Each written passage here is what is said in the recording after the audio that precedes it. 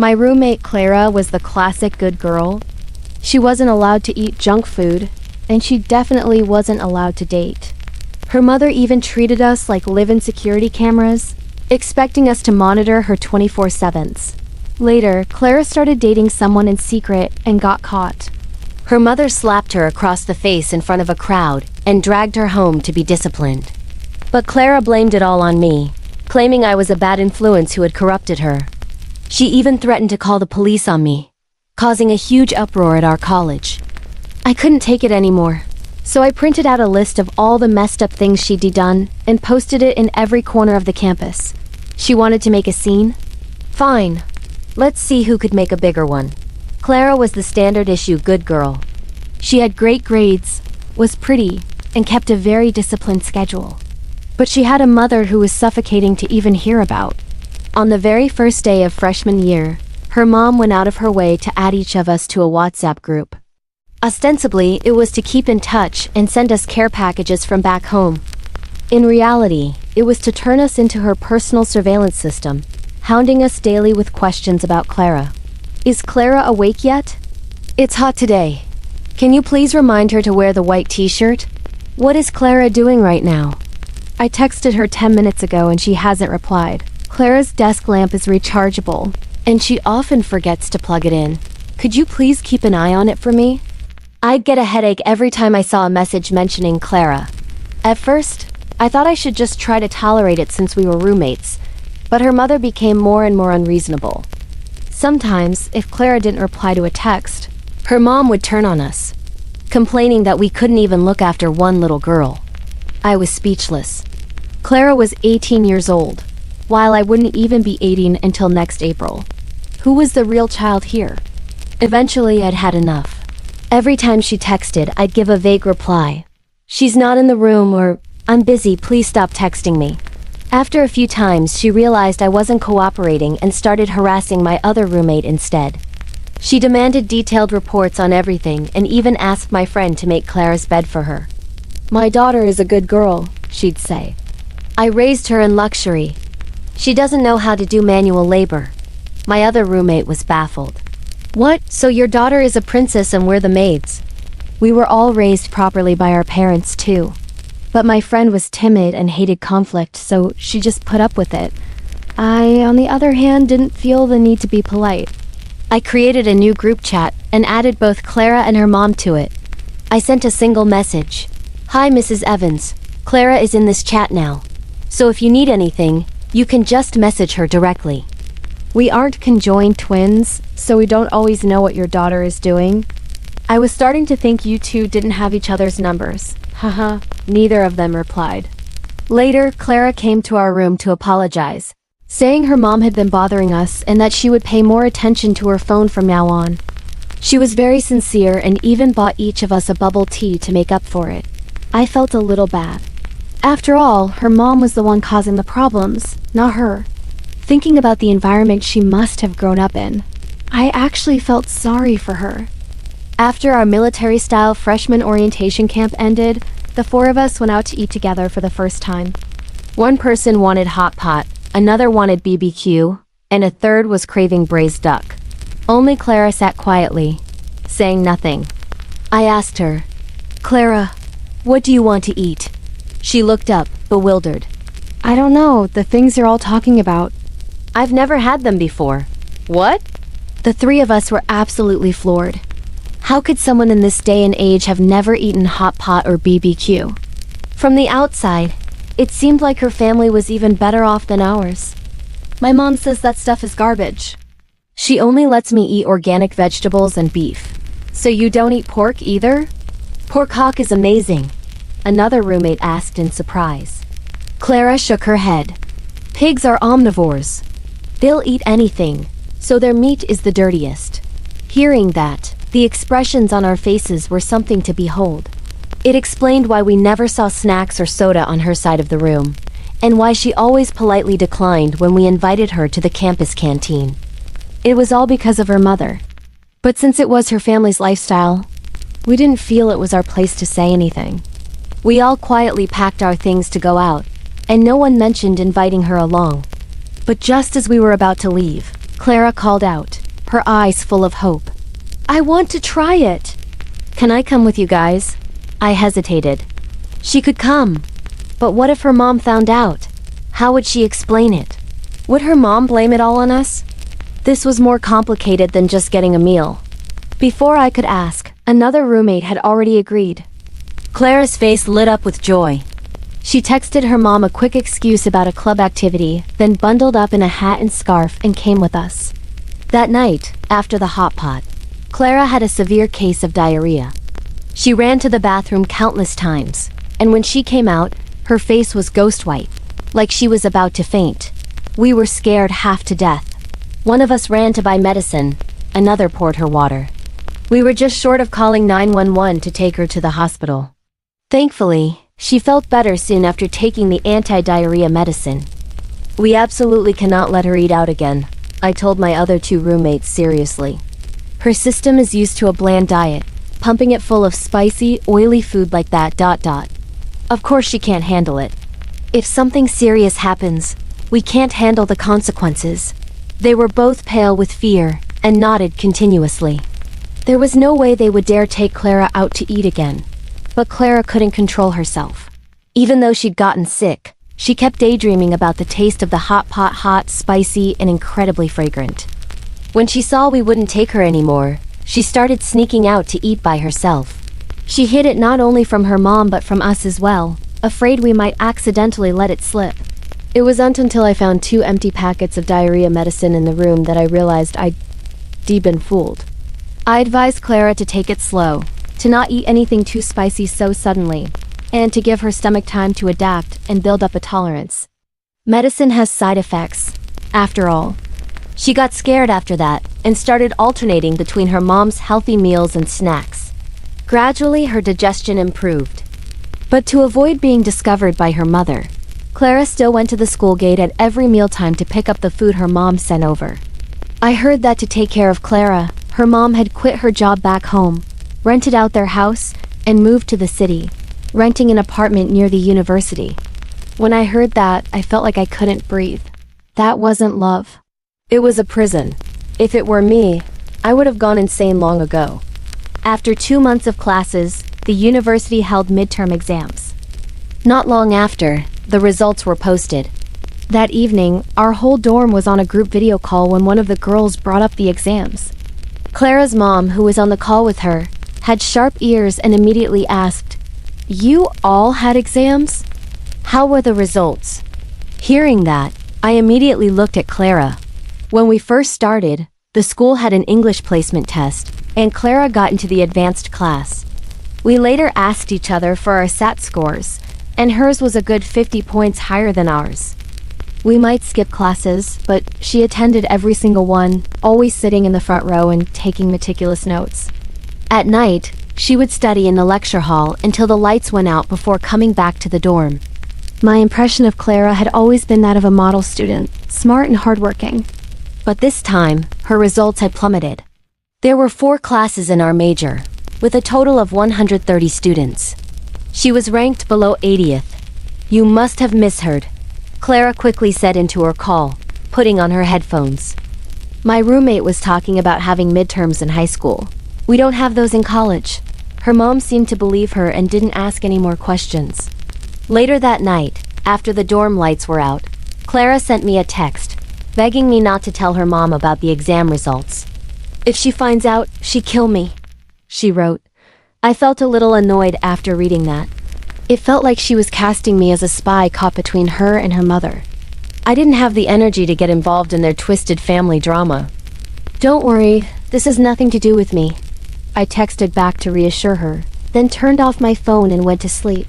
When the weekend came, we were in the dorm planning a big meal out. Vanessa, who loves to document her life, was teasing us and had set up her phone to record a video. Just then, Clara, who was supposed to have gone home for the weekend, unexpectedly pushed the door open. "My mom said I can hang out with you guys today, as long as I don't eat anything fried." I had a weird feeling. Her mom was being that lenient? But since she said it was okay, we decided to go. After getting ready, we all took the bus downtown. Halfway there, Clara suddenly said she dropped something and couldn't go anymore. I suggested we all go back and help her look, but she quickly waved her hands. No, it's fine. I'm not that hungry anyway. I'll go with you guys another time. The bus had barely stopped before she scurried off like we were carrying a plague.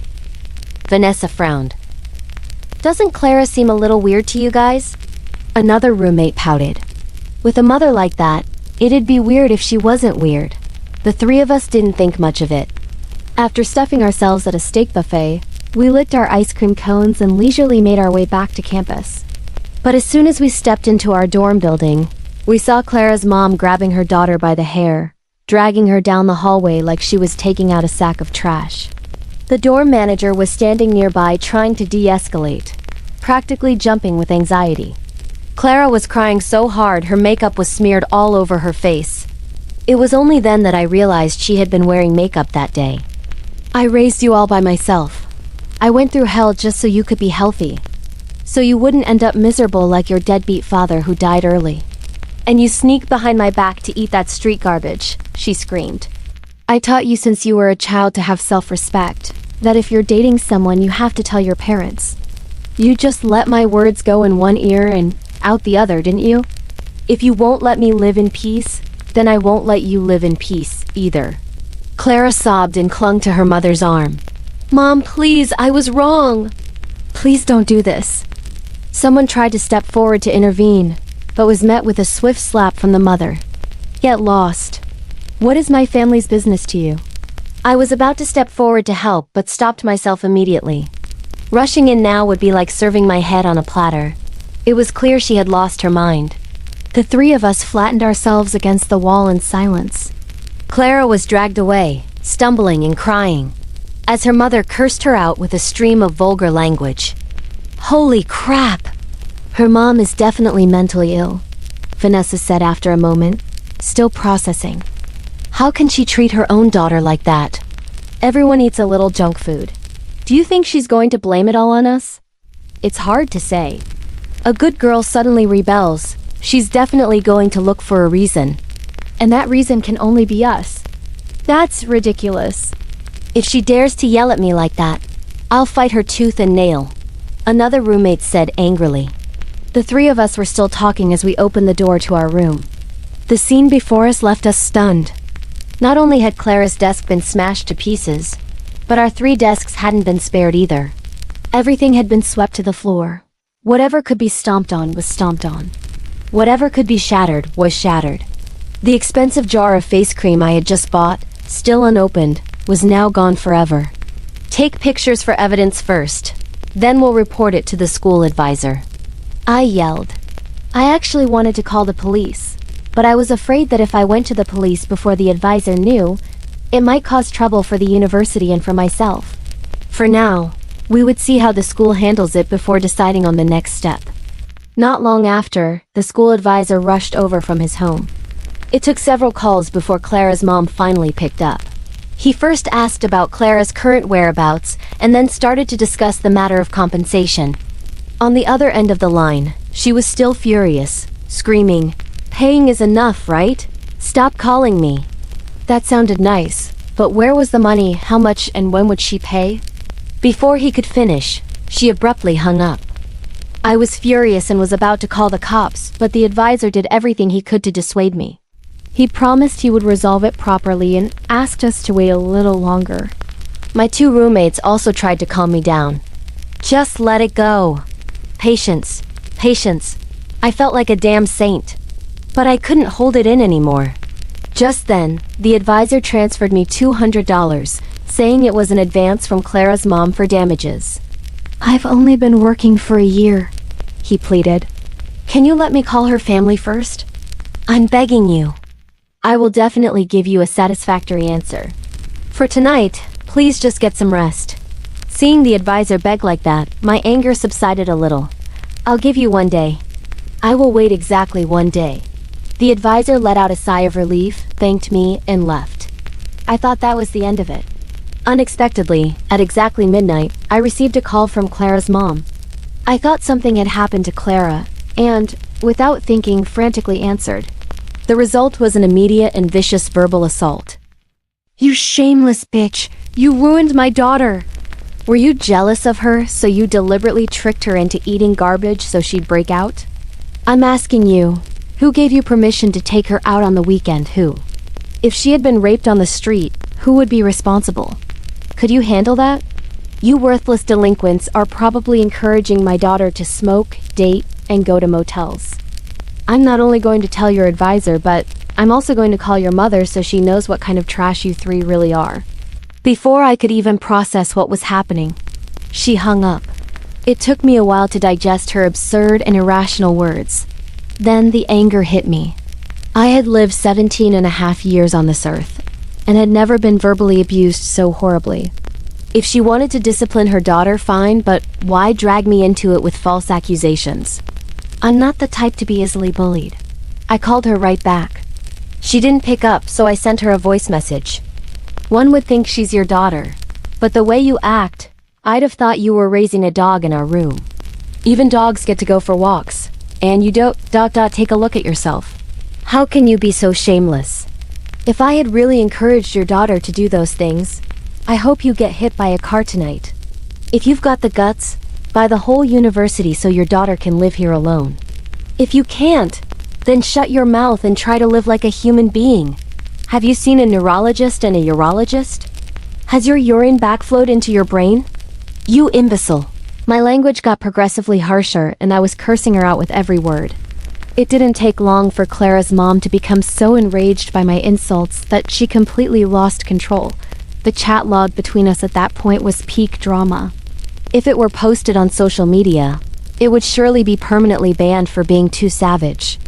Throughout the argument, she kept repeating phrases about how girls who go out will get raped, truly toxic and illogical nonsense. Arguing with someone so irrational was exhausting.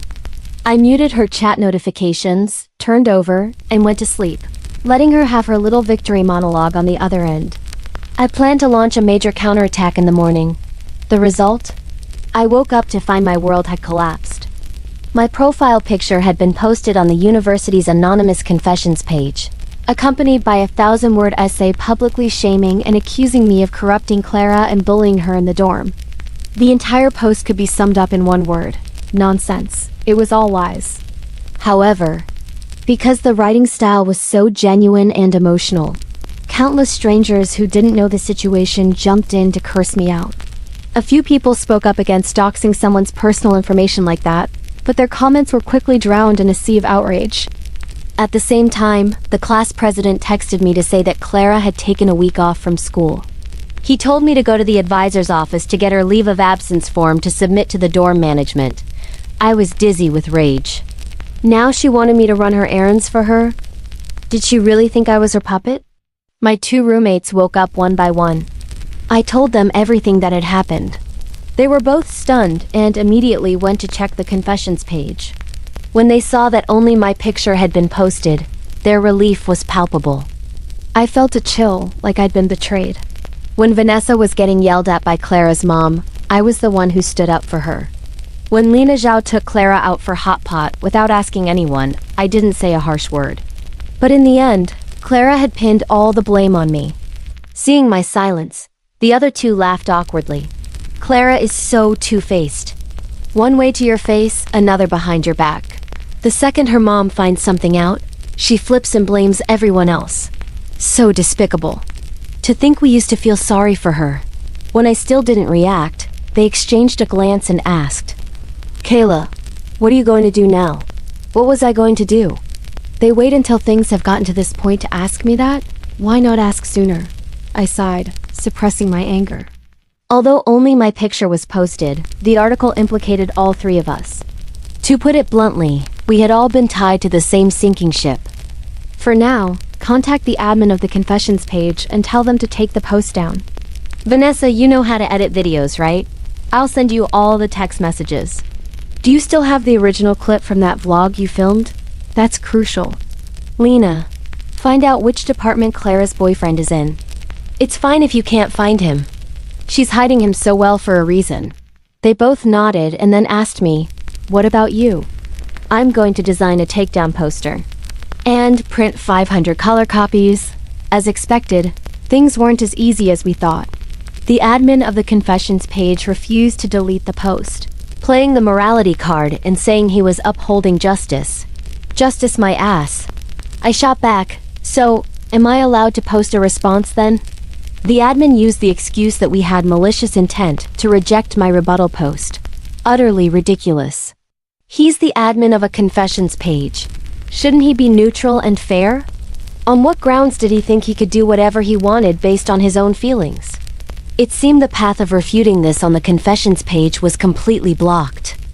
Vanessa finished editing the video. I immediately posted it on TikTok, tagging our university's name. Whoever saw it. It would spread as far as it could. But the main event was still my giant poster. So, under the cover of a dark and windy night, the three of us secretly gathered in the woods behind campus, waiting until after the dorm lights went out to begin our operation. From the trail behind the woods, we plastered them all the way to Abuse Hall, then to the food science lab, the gymnasium, and the abuse dormitory. From a distance, glowing in the thick darkness, were bright red patches. On them, in huge letters, were 2 words. False accusation. This poster was my masterpiece. The background was a group photo of Clara and her mom that I had snagged from her mom's friend's album. I blurred the background and then overlaid it with a dense collage of text messages and screenshots as evidence. Clara's mom making us do chores for Clara. Clara begging me not to tell her mom. The mom prying into others' privacy, destroying our personal property, and all the abusive messages she sent me in the middle of the night. At the bottom of the poster, I included a QR code. Scanning it would open my TikTok video directly. While making it, I couldn't help but think, she left so much evidence and still dared to threaten to call the police on me? The audacity. By the time we had put up all 500 posters, it was almost 2 a.m. was snuck off campus. Found a hotel to spend the night, and even took the chance to have long, clean showers. It was incredibly relaxing. We were just waiting for the explosion the next day. The next morning, my phone was red with 99+ notifications. The calls were non-stop, mostly from the school advisor and the class president, telling us to come to the office immediately. I ignored them. The worst they could do was give me a disciplinary action. Expel me? In their dreams. Unable to reach me, they went crazy and started calling my mom. I explained the entire situation to her. My mom was silent for a moment, then she roared through the phone. My daughter has to suffer like this. Who the hell do they think they are? Kayla, Mom supports you all the way. Piss them off until they die of anger for me. See? The reason I have so much fight in me is because I have a mother who dares to stand by my side. Very quickly, someone told Clara what had happened. She video called me. I answered. On the other end, Clara avoided my gaze, huddled in a corner. Her voice a tiny whisper as if she were speaking in secret. I noticed one of her cheeks was clearly swollen and red, and her eyes were puffy from crying like walnuts. She looked pitiful, but who felt sorry for me? Kayla, I'm begging you. I'm sorry. Please let me off this one time. I was confused. Let you off from what? I'm just proving my own innocence. I haven't done anything to you. But double quotes, she stammered, her eyes welling up with tears. If you don't help, my mom will beat me to death. No, I said, firm and uncompromising. Not only will I not help, but I also want your mother to write a handwritten apology and post it on the school's official notice board. If you're trying to convince me, don't waste your breath. With that, I hung up. I've read enough angst-filled novels to know that people who like to play the saint never end up well. Kayla, hurry up and look. The confessions page posted some more garbage. One of my roommates suddenly shouted. I clicked on it to see. Unbelievable. They had posted a picture of Vanessa kissing her boyfriend. The headline was, "Is college a place for studying or for dating?" The comments were truly the best of humanity. If you're that desperate, go get a room. Are you planning to do it right there? I think I'm going blind. I heard this is one of the people involved in the recent bullying incident. Does anyone have the inside scoop? I've seen all the posters. It's clearly Clara's fault. What century is this that we're still raising princesses who expect everyone to kneel and kiss their feet? The confessions page admin even pinned their own comment to the top. The person who sent this says they still have many more photos like this. If anyone still tries to twist black into white, they won't hesitate to release everything. Vanessa burst into tears. What do we do now, Kayla? Just as I told her not to panic, there was a knock on our hotel room door. I opened it. It was the police. Kayla Lee. Vanessa Song. Lena Xiao. Is that right? We need you to come with us for a moment. For the first time in my life, I was riding in a police car. I remained calm and asked, Officer, what did we do wrong? He only replied, You'll find out when we get to the station. After getting out of the car and entering the meeting room, I immediately saw two familiar faces, Clara and her mother. Clara only glanced at us for a second before immediately looking down, pretending not to know us, fidgeting with her fingers as if extremely nervous.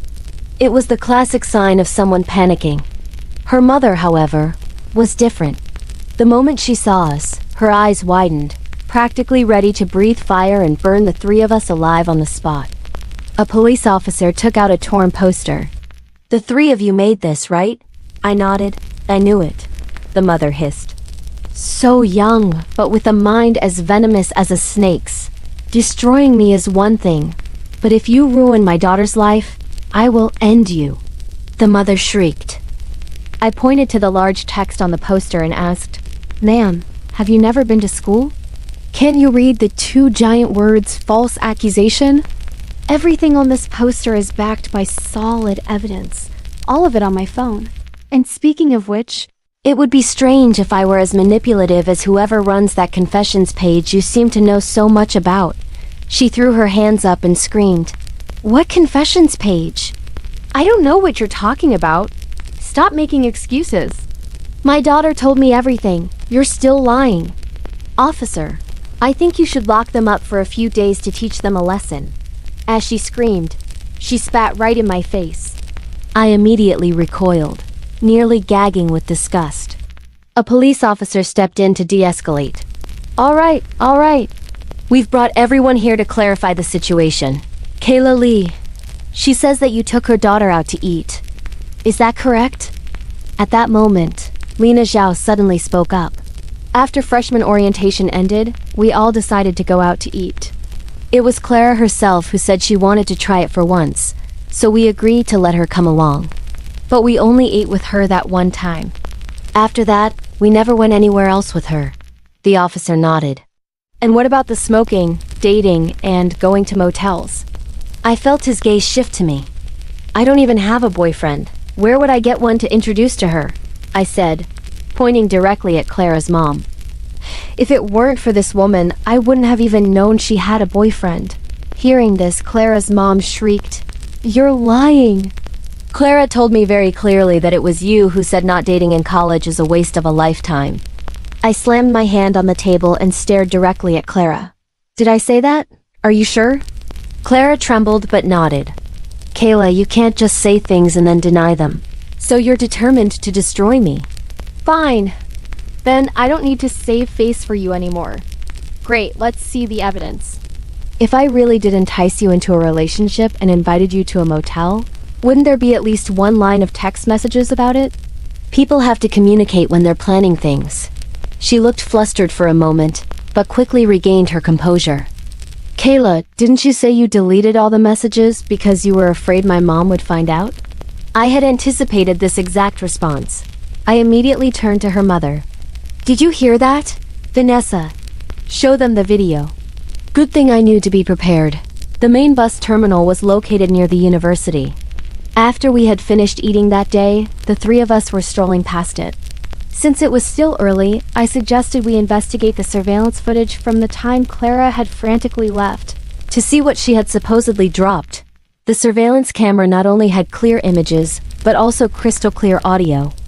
Amidst the noise, you could still hear her shouting that she had dropped something and had to go back. When we asked if she needed help, she flatly refused. The footage showed Clara getting off the bus at Oak Street. That was a high-end commercial district, full of luxury brand stores and fancy hotels. A normal student would have no reason to get off there. I turned to the officer. Would you happen to see her in the footage, holding a brand new designer bag? walking arm in arm with the man before they both entered a hotel? After saying that, I felt like everything clicked into place. So that's how it was, I mumbled. Vanessa beside me nudged me. What is it? I lifted my head and stared intently at Clara's mother. I thought you didn't know. Turns out you knew everything. No matter the reason, if a mother personally sees her daughter walk into a hotel arm in arm with a man, her first instinct would be denial. But you stood there for hours and then you saw your daughter come out wearing a different set of clothes. You secretly followed them and saw them get dropped off at the school gate, one going into the men's dorm, one into the women's. You couldn't take it anymore and stormed into the dorm to yell at her because you knew they had slept together. You couldn't accept that your daughter had premarital sex, so in your mind it had to be a seduction, or even rape. After thinking it over, you decided to pin it all on us. That's why you kept repeating that nonsense about girls getting raped if they go out, trying to force us to take the blame. You planned to blame us from the very beginning. How disgusting. A flicker of panic, however brief, flashed in both Clara's and her mother's eyes. The mother started shouting irrationally. You were just demanding proof from me, so where's your proof? You're just talking nonsense. I smirked. Proof? Proof? Proof? Proof? Nonsense. Proof? Ma'am, don't forget where we are. This is a police station. Officer, I said. The admin of our university's confessions page is very likely Clara's boyfriend. He's posted slanderous articles about us for 2 days straight and refuses to take them down. He even threatened that he has many more similar photos. I suspect that Clara was the one who gave him that material. As I said this, Clara finally couldn't hold it in and jumped up. You're lying. I replied coolly. Whether I'm lying or not isn't for you to decide. I want to file a formal police report now. And I won't spare your boyfriend either. The panic on Clara's face was impossible to fake. She wanted to argue, but now that I had guessed almost everything correctly, any argument was futile. Suddenly, her mother stepped forward and delivered a resounding slap across her face. You worthless trash! I gave you a good education, and you dare to misbehave and disobey me. The police officers rushed to separate them. I just stood there and watched coldly. This entire mess was something they had brought entirely upon themselves. If there's nothing else, can we go? I asked. Clara's mother suddenly rushed forward and knelt at my feet, crying and begging. Clara's father died of an illness when she was young. I raised her all by myself. It's been so hard. Even if there was no merit, there was toil. I just want her to live a decent life and find a good husband. Where did I go wrong? I took a sharp step back. What does your hardship have to do with me? I'm not the one you raised. You think you can just play the victim card and be done with it? If that's the case, we might as well burn all the law books. Anyone who commits a crime can just cry and be forgiven? Oh, right, I said, turning back before leaving the room. Don't forget, you still haven't compensated us for the things you destroyed in our dorm. Outside the meeting room, Vanessa and Lena looked at me like I was their idol. Kayla, you're a genius! How did you guess that the confessions page admin was her boyfriend? Either way, we would have proven our innocence, but thanks to you, it was resolved so quickly and satisfyingly. Just then, a police officer came out and gently patted our shoulders. Clara is just a college freshman. Have you considered a private settlement?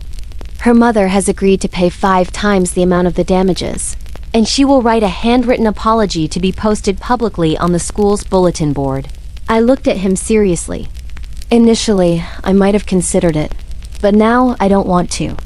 I want them to face the proper consequences. Otherwise, my own mother would be heartbroken for me. The officer said nothing more, just nodded slightly and went back into the room. As the final exams approached, the whole incident gradually died down. Everyone was buried in studying. The university restructured the management team of the confessions page and also posted an official apology to us. The handwritten apology letters from Clara and her mother were posted on the public bulletin board for the entire first half of the semester and were only taken down during the midterms of the following semester. I was completely satisfied with that outcome. Clara and her mother were detained for a month, and their total compensation and fines amounted to over $2,000. Her boyfriend was detained for 3 days and fined an additional $100. Afterwards, Clara filed for a leave of absence from the university. During the final exam period, she quietly packed her things and left the school for good. As for me, I became officially famous. No one on campus dared to mess with me again. And even if my reputation was a little notorious, that was just life.